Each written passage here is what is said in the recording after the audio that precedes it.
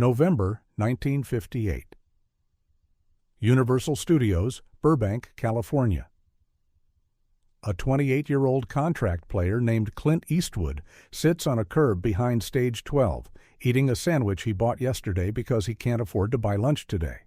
His hands are shaking, not from hunger, though he's hungry. From something else.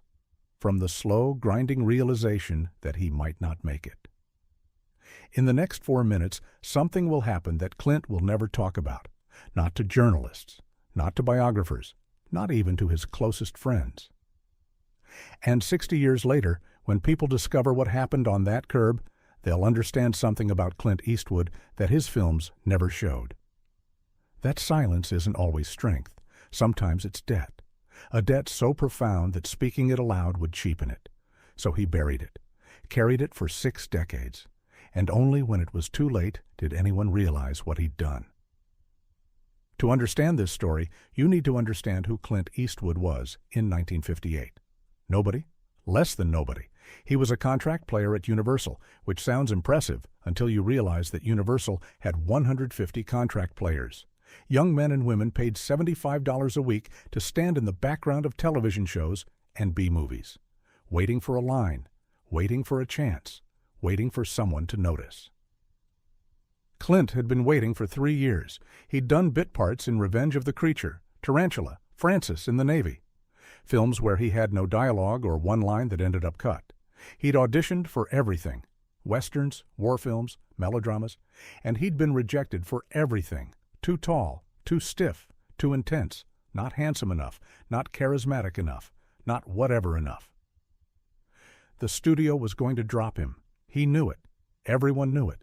In 6 weeks, his contract would expire, and Universal wouldn't renew it. He'd be back in Oakland, working construction or pumping gas or doing whatever else failed actors did when they realized Hollywood didn't want them. The thought terrified him, not because he loved acting.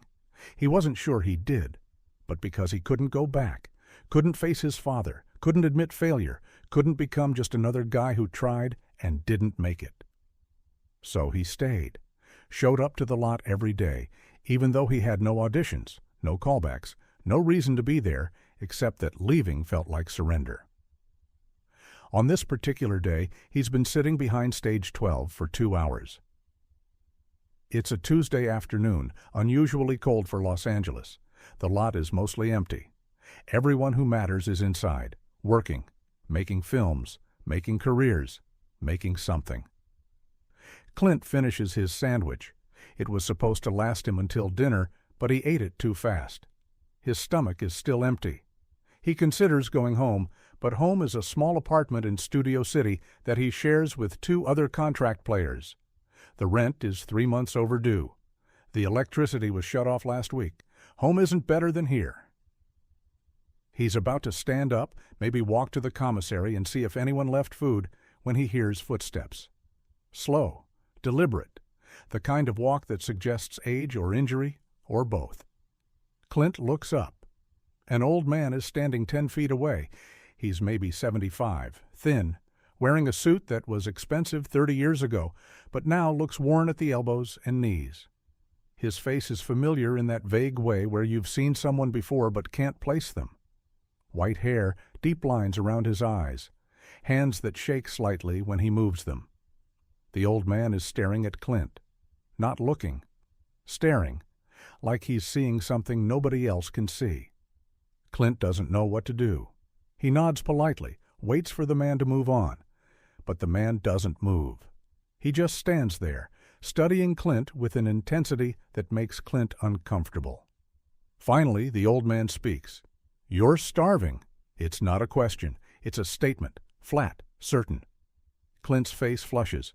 He wants to deny it, wants to say he's fine, that he just ate, that he doesn't need anything. But something about the way the old man says it, the lack of judgment, the simple recognition of fact, stops him. "I'm okay," Clint says quietly. The old man tilts his head. "No, you're not." Silence. Clint looks at the ground. He doesn't know this man, doesn't know why he's here or what he wants. but the kindness in his voice is so foreign, so unexpected, that Clint doesn't know how to respond. The old man sits down on the curb next to Clint, slowly, carefully, like his joints hurt. For a long moment, neither of them speaks. They just sit there, two men on a curb behind a soundstage where nobody is filming anything important. Then the old man reaches into his pocket and pulls out a $20 bill. "Take it." Clint stares at the money. $20 in 1958 is nearly 3 days' salary. It's food for a week, it's rent, it's survival. "I can't," Clint says. "Yes, you can. I don't even know you." The old man smiles. Not a happy smile. A sad one, the smile of someone who's been where Clint is and remembers exactly what it felt like. "You don't need to know me," the old man says. "You just need to eat." Clint's throat tightens. He wants to refuse, wants to say he has pride, that he doesn't take charity, that he'll figure it out on his own. But the truth is, he won't figure it out. He's 3 weeks from being evicted, 2 weeks from having his phone disconnected, 1 week from giving up entirely. Slowly, he reaches out and takes the $20 bill. The old man nods, stands up, dusts off his pants. "What's your name?" Clint asks.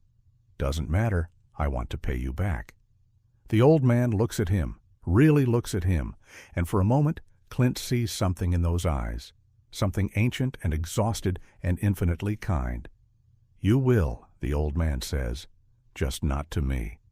Then he walks away, slow, deliberate steps, back toward the parking lot, toward wherever he came from, toward a life that Clint knows nothing about. Clint sits on that curb for another hour, holding the $20 bill, trying to understand what just happened. Finally, he stands up, walks to a diner 3 blocks away, orders a hot meal, eats slowly, tastes every bite. That night, lying in his dark apartment, Clint thinks about the old man, about the way he looked at him, about the fact that he didn't ask questions, didn't want anything in return, just gave and walked away. And Clint makes a promise to himself. If he makes it, if he becomes someone, if he ever has enough to give, he'll do the same. He'll find someone who's starving and he'll help them. Not loudly, not publicly, just quietly, the way that old man did. But first, he has to make it. 6 months later, everything changes. Clint gets cast in Rawhide, a Western television series that will run for 8 years. He's not the lead. He's Rowdy Yates, the segundo, the second in command. But it's steady work, steady money, steady visibility. By 1964, Clint is famous. Not a household name, not yet, but recognizable. People know his face. Sergio Leone knows his face.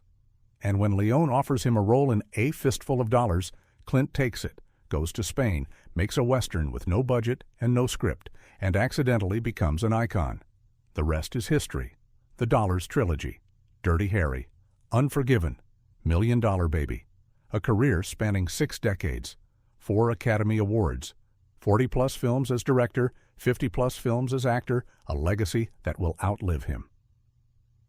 But through all of it, Clint never forgets the old man on the curb, never forgets the $20 bill, never forgets the debt. He tries to find him. In 1968, when Clint has money for the first time in his life, he goes back to Universal, asks around, describes the old man. Thin, 75, white hair, old suit. Did anyone know him? Did anyone remember him? Nobody does. Clint tries the Screen Actors Guild, tries old studio directories, tries everything he can think of. But the trail is cold. The old man is gone, vanished like he was never there. So Clint does what he promised. He pays it forward, not once, not twice, constantly. For 60 years. There are stories, whispers, things that don't get reported because Clint doesn't want them reported. A young actress whose rent he pays for 6 months while she struggles. A crew member whose medical bills he covers when insurance falls through. A film student whose tuition he funds anonymously. These aren't PR stunts. They're not tax write-offs. They're Clint Eastwood doing what that old man did, seeing someone who's starving and feeding them. No questions, no conditions, no credit. In 1987, Clint is filming Bird, his jazz biopic about Charlie Parker. The production is struggling, the budget is tight, the studio is breathing down his neck. And one afternoon, Clint sees a young production assistant sitting behind the craft services tent, crying. Clint walks over, sits down next to her, asks what's wrong. She's 22 years old. This is her first job in film. She's not getting paid enough to cover rent and food. She hasn't told anyone because she's afraid of being fired. She's been eating once a day, skipping meals, telling people she's on a diet when really she's just broke. Clint listens, doesn't interrupt, doesn't judge, just listens. Then he reaches into his pocket and pulls out $500 bills. Take it. The young woman stares at the money, stares at Clint. I can't, Mr. Eastwood. Yes, you can. I'll pay you back. Clint shakes his head. No, when you make it, when you're where I am, find someone who's starving. Help them. That's how you pay me back. The young woman takes the money. Years later, she'll become a successful producer, and throughout her career, she'll do exactly what Clint said. She'll find people who are struggling, and she'll help them quietly, anonymously, without expectation of credit. The cycle continues. In 2003, Clint is 73 years old. He's preparing to direct Mystic River, and one evening he gets a phone call from an old friend, a veteran stuntman who worked on Eastwood films in the 70s and 80s. Clint, I need to tell you something. It's about George Hobart. Clint goes still. Who? George Hobart. Silent film actor. Did westerns in the 20s and 30s? You don't know him? No. He died yesterday, 97 years old, and in his will he left a letter. For you? Clint is confused. For me? I don't know anyone named George Hobart. Apparently he knew you. The letter arrives 3 days later, typed on an old manual typewriter, slightly faded but still legible. Clint sits in his office and reads it. Dear Mr. Eastwood, you don't remember me. I'm not surprised. We met once, very briefly, in November 1958 at Universal Studios. You were sitting on a curb behind stage 12, and I gave you $20. You tried to refuse. I insisted. You asked my name. I didn't tell you. My name is George Hobart. I was an actor once, a long time ago. I made westerns in the silent era. By 1958, I was nobody. I'd lost everything, my career, my savings, my home. I was living in a boarding house, doing odd jobs at the studio to pay rent. The day I met you, I'd just been given my last paycheck, $25, enough to eat for a week if I was careful. And I saw you sitting there, starving, and I knew what that felt like. I'd been there. I'd sat on curbs just like that, wondering if I'd make it. So I gave you $20. Not because I could afford it. I couldn't. But because someone had done the same for me 30 years earlier, and I'd promised myself I'd pass it on. I didn't expect anything from you. Didn't expect you to remember me. Didn't expect you to pay me back. I just hoped you'd do the same for someone else when you had the chance. A few years ago, I saw an article in the paper. It was about a young filmmaker whose student loan debt you'd paid off anonymously. The filmmaker found out and tried to thank you publicly, but you refused, said it wasn't necessary. I realized then that you'd kept your promise. You'd paid it forward, not just once, but many times. I'm 96 years old now, dying. Probably won't see next month. But I wanted you to know that what you did mattered. Not just the money you gave to others, but the way you gave it. Quietly, without needing credit, without needing gratitude. That's the real legacy. Not the films, not the awards. The way you treated people when nobody was watching. I'm proud of you, Mr. Eastwood. I'm proud of who you became. Sincerely, George Hobart Clint reads the letter 3 times. Then he folds it carefully and puts it in his desk drawer. He doesn't show it to anyone, doesn't mention it in interviews, doesn't tell his family, because that's not what this is about. It never was. Years later, in 2018, a journalist asks Clint about his philanthropy, about the rumors that he's given away millions of dollars over the course of his career, about the people he's helped without asking for recognition. Clint's answer is brief. I don't talk about that. The journalist presses. But why? Most celebrities would want credit. It's good publicity. Clint looks at him. That look, the one that made him a star? The one that stops conversations? Because it's not about credit, Clint says quietly. It's about debt. Debt to who? Clint doesn't answer, just turns back to his work. The journalist doesn't understand. How could he?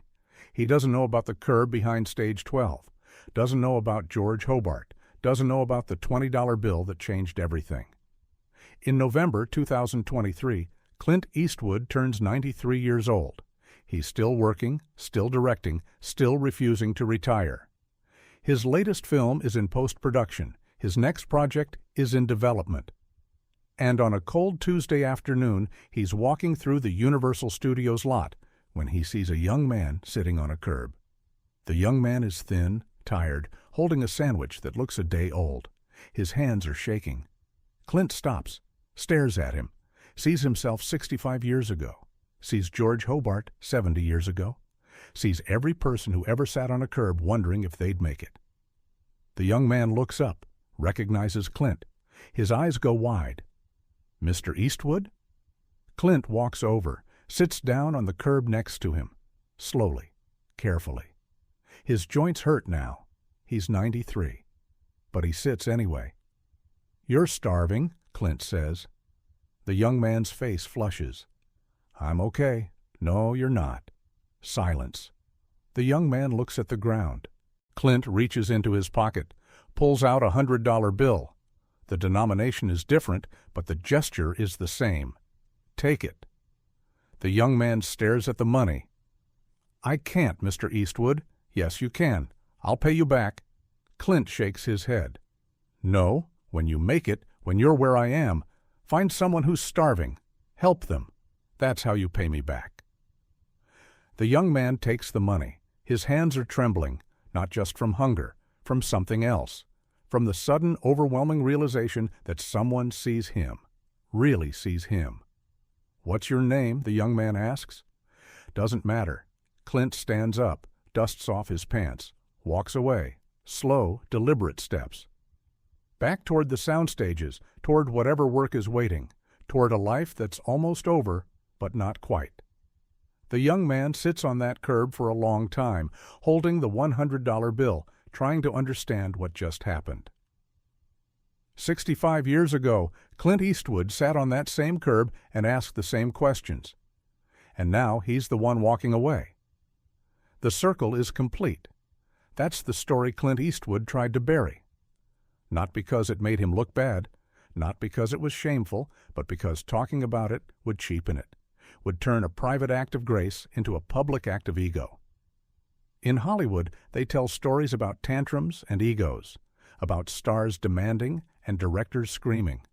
But they don't tell enough stories like this, about quiet debts, about kindness passed down through generations, about the way one act of grace can ripple forward for 65 years. George Hobart gave Clint $20 in 1958, not because he could afford it, but because someone had done the same for him 30 years earlier.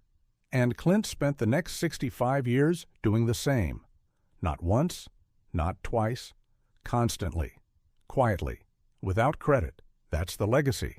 Not the films, not the awards, not the iconic roles or the legendary status. The legacy is the people he helped, the lives he changed, the debts he paid forward without ever expecting repayment. On that curb behind stage 12, something sacred happened. A dying man saw a starving boy and chose to help. And that boy, when he became a man, did the same. And that young man on the curb in 2023 will do the same when his time comes. The story continues. The debt passes on. And somewhere, somehow, George Hobart's $20 bill is still feeding people, still saving lives, still reminding us that the greatest acts of humanity are the ones nobody sees. Clint Eastwood tried to bury this story because he understood something most people don't. That true generosity doesn't need an audience. That real kindness doesn't ask for applause.